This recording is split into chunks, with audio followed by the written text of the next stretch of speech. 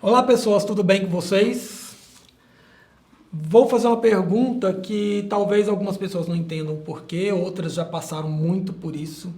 Então assim, você já sofreu algum tipo de preconceito por não fazer parte daquele meio que você gostaria de fazer ou do padrão que todo mundo julga ser padrão? Já sentiu constrangido por ser quem você é? Porque isso eu acho que é o mais normal, né? Tem muita gente que a gente sempre conversa sobre isso, que às vezes as pessoas se sentem que não estão fazendo parte daquele meio ali. E até que ponto até que ponto ver alguém sendo vítima de preconceito te incomoda? Então hoje eu vou conversar com o Fabrício Rosa e com o Cristiano Souza. No decorrer, a gente vai falar um pouquinho de cada um e vai mostrar. Tudo bem, Cristiano? Tudo bem, muito obrigado pelo convite, é um prazer estar aqui. Eu que agradeço. Tudo bem, Fabrício? Tudo bem, como é que você está? Obrigado pelo convite, é Eu um que prazer estar aqui. agradeço a presença de vocês. Cristiano, recentemente, a gente vai falar de uma outra coisa, né, gente? Porque o Cristiano é super conhecido e recentemente nós tivemos o Festival Digo, né? Fala um pouquinho pra gente do festival, para eles de casa entenderem o que é o Digo. Sim, não, o DIGO é um festival de cinema, né, que virou um festival de artes integradas e ele foi criado devido a essa necessidade de discutir a diversidade aqui no Centro-Oeste. Uma região de 13 milhões de pessoas, nós não tínhamos nenhum festival de cinema, um festival de cultura que retratasse a questão LGBTI, que retratasse a questão da diversidade. Então o DIGO foi criado dessa necessidade, com muita luta, já na 6ª edição, e de início seria um festival de cinema, mas virou um festival gigante, que tem artes e que tem Então, várias isso que eu ia falar com propostas. você, porque Sim. a princípio, a primeira vez, porque, engraçado, quem me falou do festival não foi aqui em Goiânia que me falaram. Eu estava conversando com um amigo de São Paulo, pelo Instagram, e ele falou assim, aí na sua região tem o Digo. Aí eu falei, mesmo? Ele falou assim, tem. E aí ele falou assim, vou te mandar o link. E aí eu falei como foi assim que eu conheci o Cristiano. E aí eu percebi que supostamente seria de filmes. Sim. Só que eu percebi que tem uma grandiosidade, né? Ele tomou uma proporção muito maior que isso. Exato, então, foi devido justamente a essa necessidade mesmo de trazer essas discussões aqui para o Centro-Oeste. Então ele já começou internacional, já começou em 2 ou 3 lugares, o Fabrício esteve sempre junto conosco, né?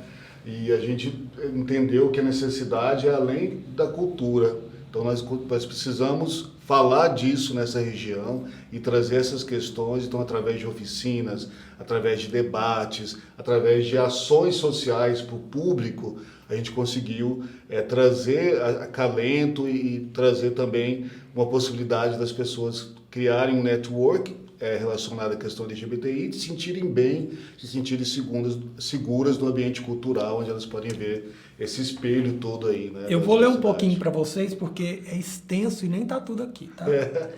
O Cristiano, ele é roteirista, produtor e diretor audiovisual, possui dezenas de prêmios em festivais de cinema no Brasil e exterior, curador e diretor de 3 festivais de cinema pioneiros no Centro-Oeste, já recebeu uma homenagem a Amigo da Cultura pela Câmara Municipal de Goiânia, fotógrafo premiado em editais, concursos, é também produtor de espetáculos teatrais, artes integradas, além de muitos outros títulos que eu falei para vocês. A gente só pôs um pouquinho para resumir.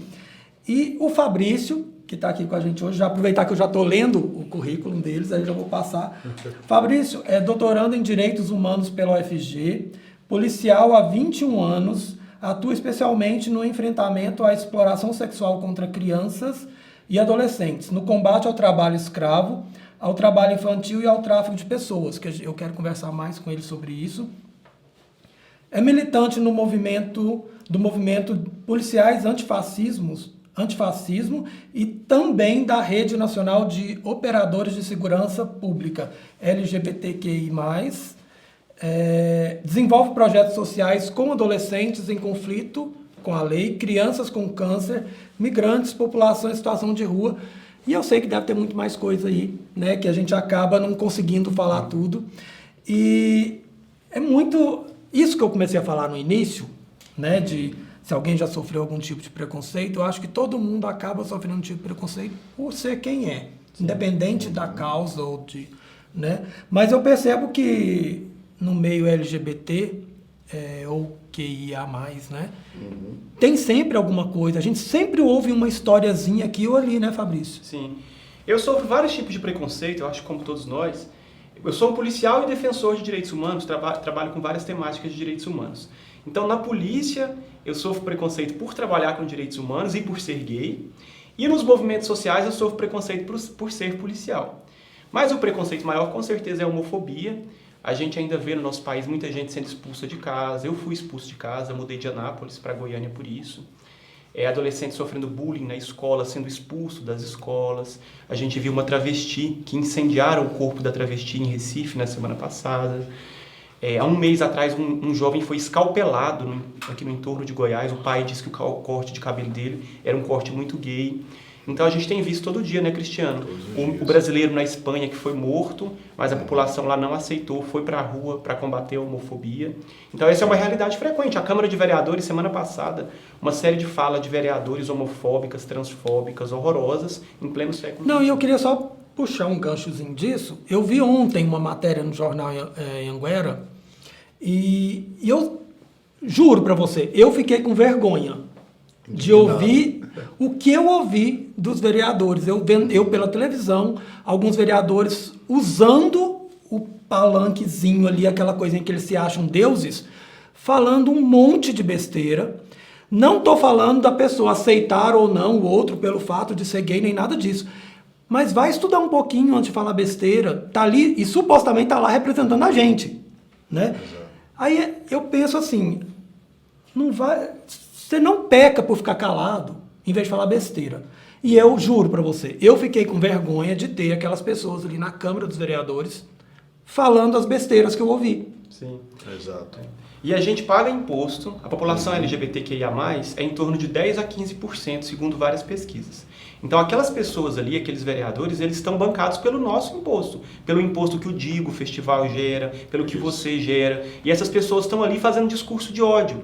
E esse discurso, infelizmente, é muito influenciado por uma forma de fundamentalismo religioso, por uma religião que não é cristã, porque o cristianismo é compreensão, é perdão, é amor. Jesus Cristo nunca falou de gays, de lésbicas.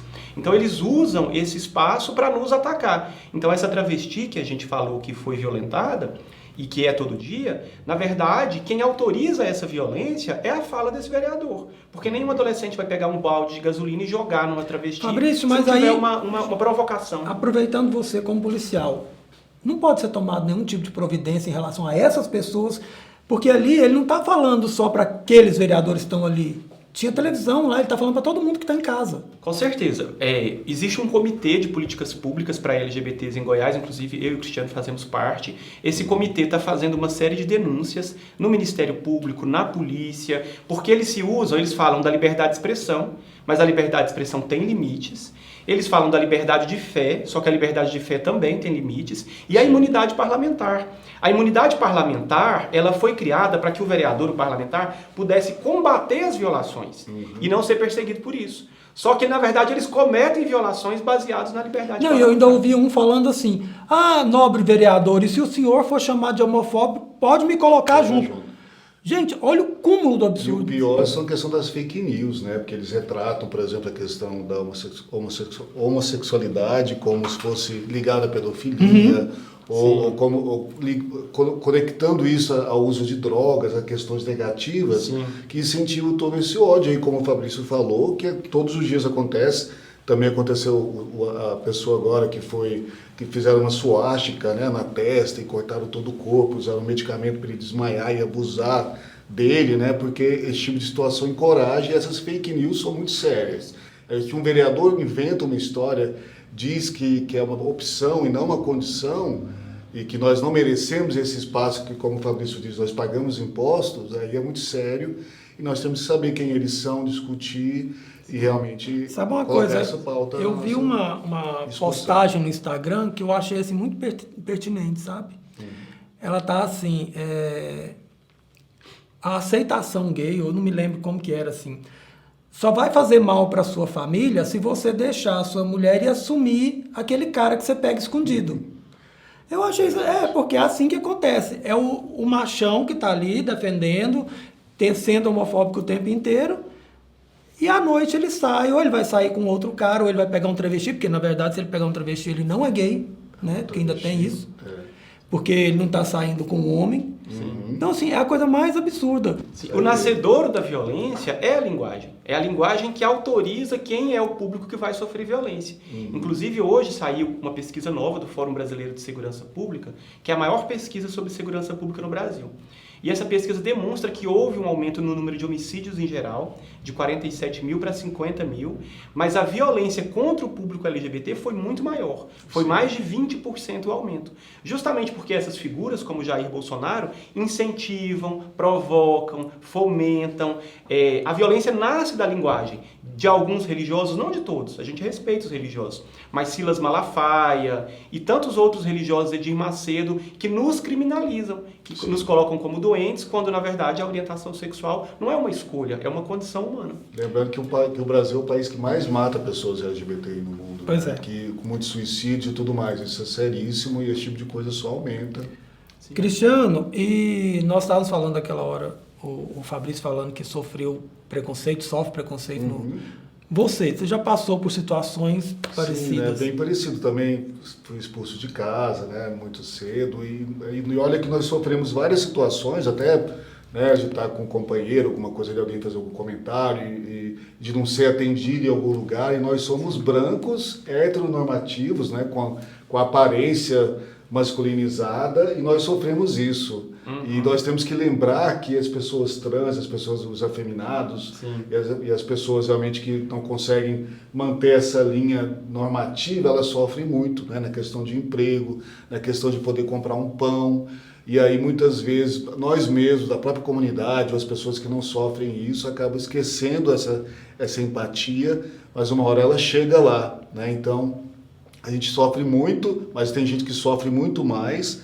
E a gente sente quando alguém, tipo, igual a situação em que a trans foi queimada viva, é muito triste pra gente, né? Porque a gente entende que mesmo na nossa situação a gente sofre preconceito. Imagina ela ali que foi morta de uma forma cruel só por ser trans. Então, né? eu tenho um amigo que ele mora perto do trabalho. E ele passa na frente do Corpo de Bombeiros, Sim. ali no centro. Ele fala assim que, e ó que ele não é afeminado, nada disso, mas ele vai trabalhar às vezes de short, ele vai trabalhar de camiseta e depois chega lá e ele troca, porque tá próximo e ele vai a pé. Ele disse que todos os dias que ele passa na porta do bombeiro, algum dos caras, dos bombeiros que estão ali, mexem com ele. Sim. E de uma forma extremamente agressiva e eu falei assim, e você não faz nada? Aí ele falou assim, eu já cansei e aí eu só sigo e vou trabalhar. Aquilo me irritou. Sim. Isso. Essa é a principal, a mais triste forma de homofobia, que é a LGBTfobia que vem do Estado. Então, a gente tem uma associação de policiais LGBT, somos mais de 200 no Brasil. E a gente acolhe vítimas de LGBTfobia e leva para a delegacia, e incentiva as pessoas a denunciarem na Defensoria Pública, Ministério Público, porque essas pessoas não denunciam, tem uma subnotificação muito grande, e aí os bolsonaristas vão dizer que não tem violência. Exato. Mas o que a gente percebe é que o poder público, além de não estar preparado para lidar com esse público, ele comete a homofobia, ele reitera, ele revitimiza as vítimas. Então, algumas vezes que eu fui em delegacia, já teve esse tipo de piadinha, já teve sistema que não acolhia lá o caso de LGBTfobia, já teve vários policiais fazendo pouco caso, mas a gente não pode generalizar, também já teve bom atendimento. Então, assim, a gente precisa cobrar do Estado. O Estado jamais pode replicar essa violência. Isso até porque nós pagamos impostos, né, e gastamos muito também. O Pink Money é importante. Exatamente, nós eu ia falar votamos, isso agora. Isso não pode ser esquecido. Gente, nós vamos chamar o intervalo agora, daqui a pouquinho a gente volta com o Fabrício e com o Cristiano. É possível ter lucro ou aumentar a receita sem ter que dobrar a produção? A resposta é sim. Com o Valorize, fica fácil organizar o financeiro e dar aquele up nos negócios. Basta alguns cliques para controlar entradas e saídas, cadastrar clientes e fornecedores, gerir contas bancárias e acompanhar a saúde das finanças através do fluxo de caixa. E já que o objetivo é crescer, o ponto de equilíbrio também pode te ajudar a cumprir suas metas de ganhos mensais. Tudo isso em uma única plataforma de gestão financeira online. Acesse valorize.com e crie sua conta grátis hoje mesmo.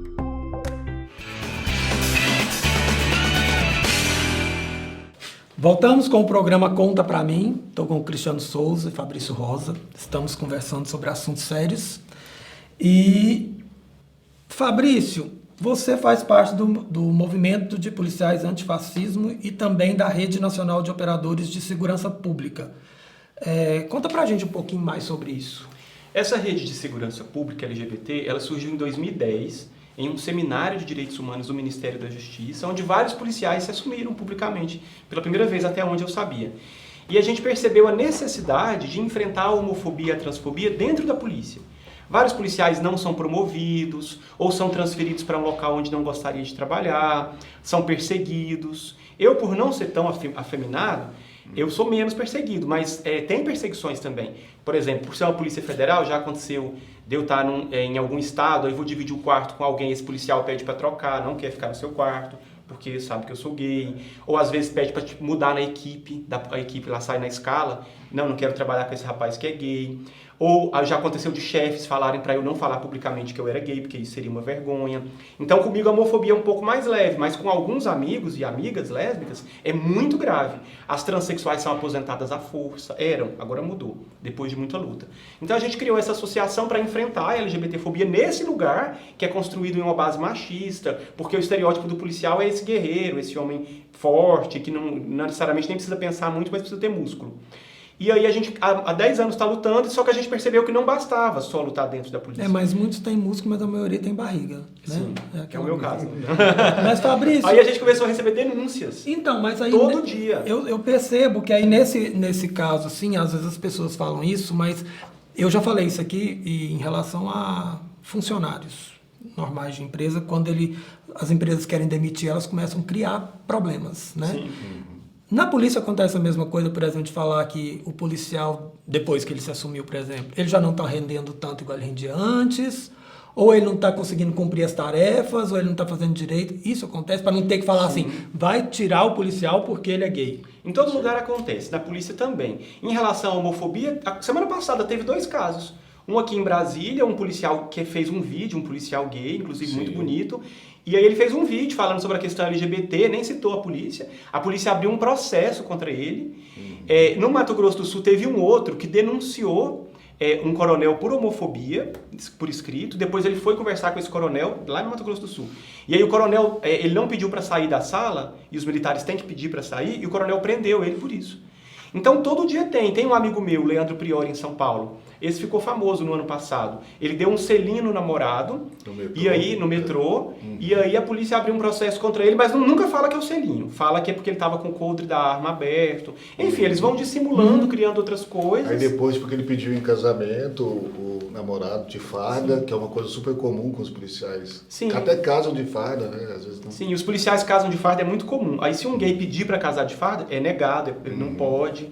Então, só que eles vão criando, dissimulando, fala que não é homofobia, arruma outro discurso, as metas que não estão sendo batidas, para abrir um processo. Eu já tive várias denúncias. Esse é um policial gay, que fala publicamente que é gay, mas as minhas denúncias, elas depois foram arquivadas no final. Só porque gera todo um desgaste, porque você tem que ir na corregedoria, tem que ir à audiência, tem que ouvir testemunhas, parece uma coisa da Idade Média. E agora nós estamos em 2021 e até camiseta, né, de futebol não pode ter número 24. Acho que na Câmara, não sei se isso foi corrigido, mas também não tinha um gabinete 24, porque até o número, ele é 24, já é considerado gay ou LGBT. É uma coisa tão absurda. Nós estamos em 2021 e isso ainda acontece, né? Então é muito, muito triste isso e muito a gente precisa combater. Cristiano, a gente sempre vai você envolvido com arte, com cultura, né? O lado LGBTI. Você acha que ainda falta muito apoio para esses eventos ou para esses projetos e falta também um pouco de engajamento do próprio público LGBT? Sim, não, totalmente, né? Desde sempre a gente teve muita dificuldade para fazer qualquer projeto LGBTI. Eu faço até outros festivais de cinema também, para saber a diferença, porque muitos dizem que é mimimi, não sei o quê.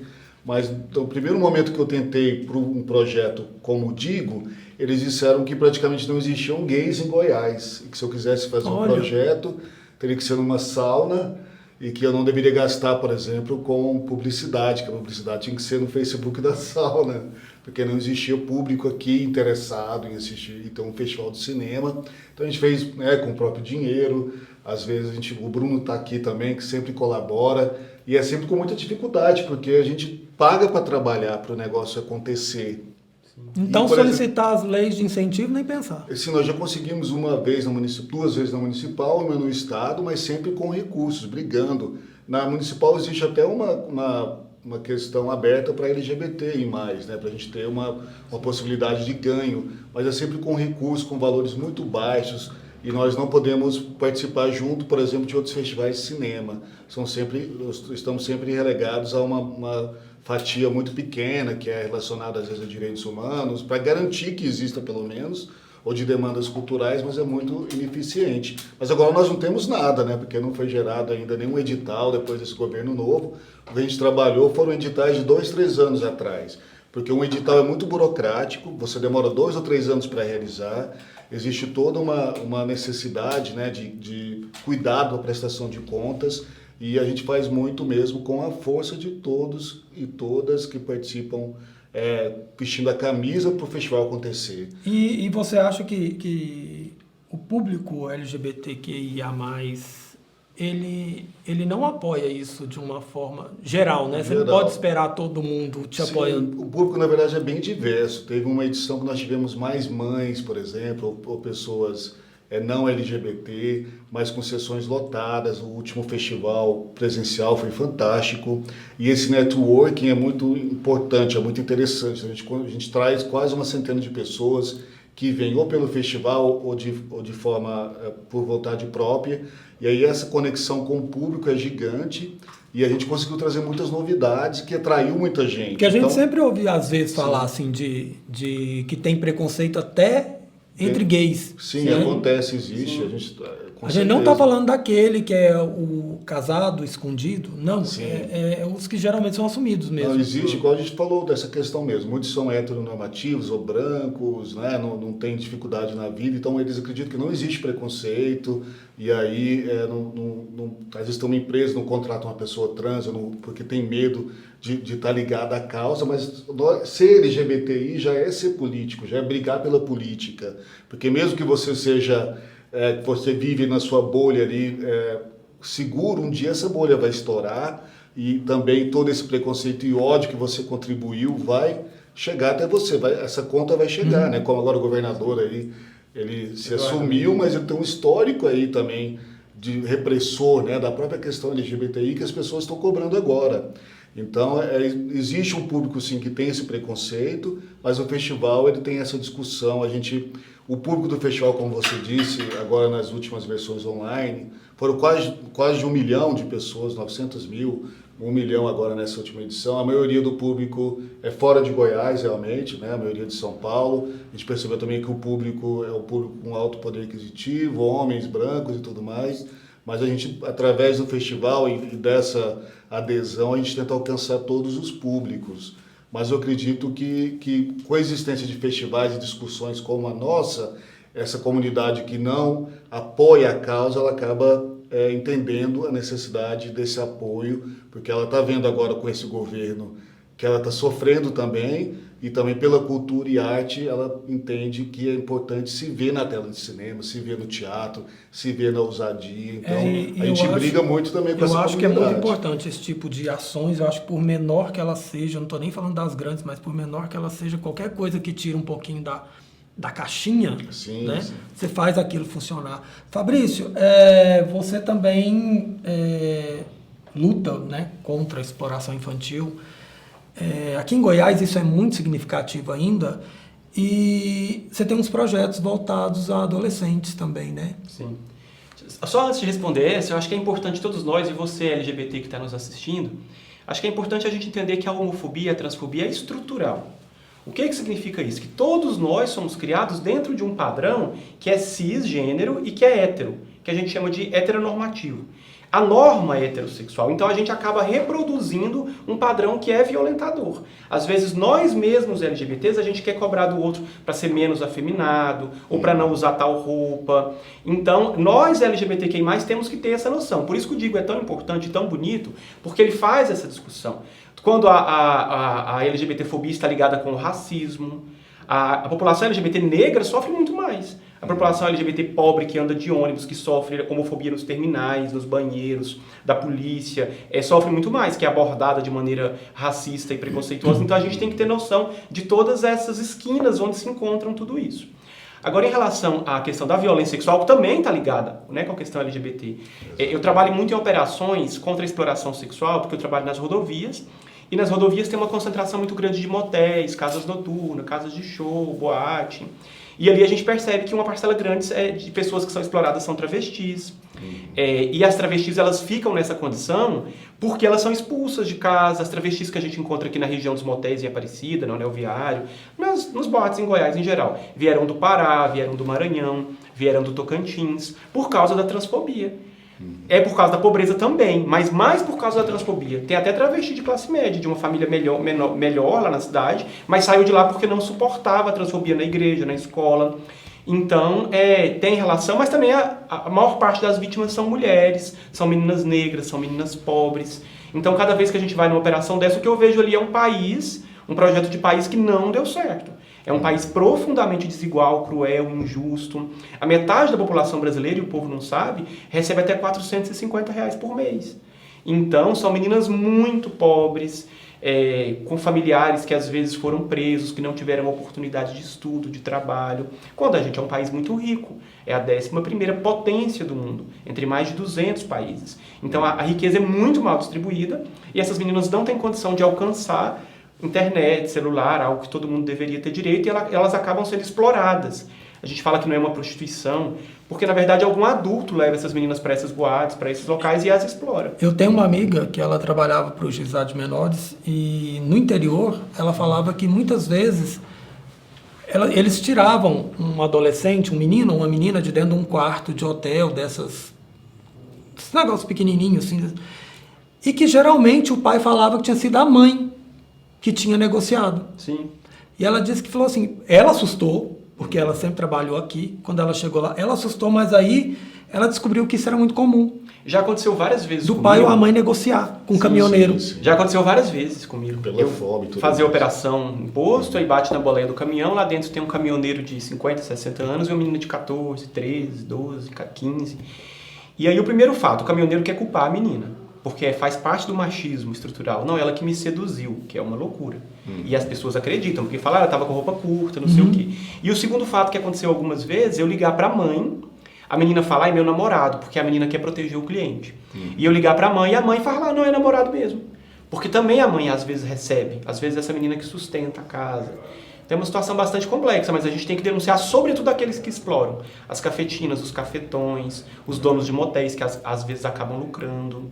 Aqueles que falam que vão garantir segurança. Na região dos motéis ali, aquelas calçadas são todas loteadas.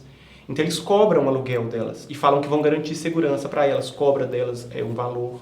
Então é uma rede que explora mesmo o corpo dessas meninas. Eu fiquei sabendo que aqui, esse local perto das regiões dos motéis, tem inclusive horários, né? Sim. Onde são mulheres, até certo horário são travestis, garotos de programa, todos têm um horário. Sim. E uma curiosidade, a gente prefere fazer a operação lá de dia, porque de dia as adolescentes falam que vão para a escola e estão mentindo para as mães, e os maridos estão traindo as esposas. Então a gente pega mais flagrante lá de dia do que de noite. Tem uma história muito engraçada, que eu não vou contar aqui porque ela é longa, mas tem uma história muito engraçada, um tal de engenheiro Jefferson. É uma história aí, depois vocês fizerem, talvez vocês achem no YouTube a história do engenheiro Jefferson. Cristiano, a gente sabe que a arte salva, né? A gente sempre, e eu já falei aqui que tem até uma frase de Nietzsche que fala que a arte existe para que a realidade não nos destrua. Mas eu sempre falo que a arte salva. E eu percebo que muitas pessoas deixam as ruas quando elas são convidadas a participar de algum projeto relacionado à arte. Mas isso não é tão simples, né? Sim. Nem todo mundo quer participar, nem todo mundo parece ter a boa vontade de ir lá e convidar. Exato. Porque é mais fácil pegar, às vezes, de uma comunidade onde todo mundo tem sua casa, tem um poder aquisitivo menor, mas todo mundo tem sua casa. Sim. Na rua é mais complicado. Mas acaba a gente sabendo disso. A arte salva, ela ajuda. Exato. E é uma necessidade grande, né? Com a pandemia, nós estamos vivendo praticamente da arte, que melhora a saúde mental, que melhora a questão da educação, do conhecimento, e é o que falta aqui no Brasil, né? Nós, em primeiro lugar, a questão da própria educação desde criança, na questão cultural, nós não temos muito acesso, nós não temos incentivo à cultura, então isso acaba desconectando o ser humano e as pessoas também de baixa renda a entender que isso é importante. Então, por isso que muitas vezes acho que a cultura não resolve nada, mas é pelo contrário, ela traz todos esses ensinamentos, todas essas coisas importantes que movimentam a vida, né? Tanto é que em países, por exemplo, como na Argentina, mesmo na pior das economias, um lugar que tem mais teatro que a Broadway, as pessoas estão lá, até 1h da manhã, às vezes com pouca roupa, não cuida nem dos dentes nem nada, mas está lá na fila para assistir um musical, porque elas entendem que isso é uma forma de escapar do cotidiano e de aprender e de ter toda essa experiência cultural que é muito rica, que minimiza todos esses problemas da vida, né? Então nós não temos aqui nenhuma casa de acolhida para quem é expulso de casa, né? Como a gente foi aqui, mas a gente conseguiu sobreviver, porque a gente tem nossas facilidades, a gente sempre conseguiu estudar, mas muita gente não tem nem lugar para ir. Por isso que também fica sujeito a essas diárias aí, de R$50, R$100 para se prostituir, para poder dormir no quartinho. Sim. Então, nós precisaríamos de mais espaços culturais, de mais centros culturais para formar pessoas realmente que possam exercer esse talento, que possam crescer como ser humano. Então nós não temos esses centros culturais aqui. Eu acho isso fundamental, assim. Nosso tempo está acabando. Nosso tempo está acabando. É muito assunto. A conversa é boa, né? Empolga, né? Também e a gente vai ter que acabar, mas eu queria, assim, as considerações finais de cada um. Cristiano, você tem alguma coisa para falar para a gente? Sim, eu quero fazer as pessoas pensarem um pouquinho. Isso, eu acredito que a gente tem que apoiar a questão da diversidade, a questão de gênero. As mulheres também precisam acordar e entender que o machismo e a questão patriarcal também reprime a vida delas, e a gente não pode passar pano. A gente tem que entender que passar pano é quando a gente não briga, né, por algo, não alerta uma situação ruim de preconceito e de ódio. Então a gente precisa assumir que a gente precisa mudar. Tem que apoiar todas as ações culturais, todas as questões LGBTI, se informar, se educar e seguir as redes sociais também, né? Porque agora é tudo impulsionamento, tudo redes sociais. Então sigam aí o Digo Festival, sigam o Fabrício Rosa, que é uma pessoa incrível. Teve quase 10 mil votos aí para vereador, né? Mas vai conseguir com certeza crescer muito, que é uma pessoa fenomenal. E a gente precisa realmente apoiar isso, apoiar pessoas que realmente querem trabalhar, né? A vida é muito curta e o incentivo de viver muitas vezes é tentar ajudar nessas questões, e a gente tem que valorizar pessoas como o Fabrício e eventos como o Digo Festival, a Galhofada e vários outros eventos culturais que são importantes aqui para a nossa cidade. Então, não passe pano, apoie os projetos culturais, apoie a LGBTI e apoie a vida. E você, Fabrício? Eu agradeço muito a oportunidade. Eu sou policial, mas eu quero falar de cultura. Cultura é direito, a gente tem que entender isso, que é um direito. Eu acho que os franceses, os argentinos têm muito a nos ensinar. Eles percebem que num bar tem que ter um livro, tem que ter obra de arte, tem que ter cultura. E rende dinheiro também. E rende dinheiro. E nos faz sonhar com outro mundo, nos faz pensar em outro mundo, ter criatividade, nos sensibilizar e criar esse outro mundo por meio da arte. Então vamos valorizar a cultura, vamos valorizar os centros de cultura que existem em Goiás e vamos parar de dizer que a homofobia é mimimi, porque não é. Ser expulso de casa, apanhar na escola, levar tapa na cara, apanhar na rua, isso não é mimimi e isso acontece de verdade. Então, se você está nos assistindo, apoie as ONGs, tem algumas ONGs, segue o Digo nas redes sociais, segue o Fabrício Rosa nas redes sociais, que eu posso apontar para vocês. As ONGs estão precisando de doação de cesta básica, tem muita drag queen que trabalhava com cultura, que está passando fome, tem muita travesti passando fome. Contratem pessoas LGBTs, as mulheres trans, os homens trans e as travestis. O que eles mais sofrem, além da homofobia, é a falta de emprego. Contratem LGBTs para sua empresa. E muito obrigado. Eu que agradeço. E se você não quiser contratar, pelo menos você dá uma chance para você ver que a pessoa ela vai trabalhar da mesma forma que qualquer outra. Não tem diferença nenhuma.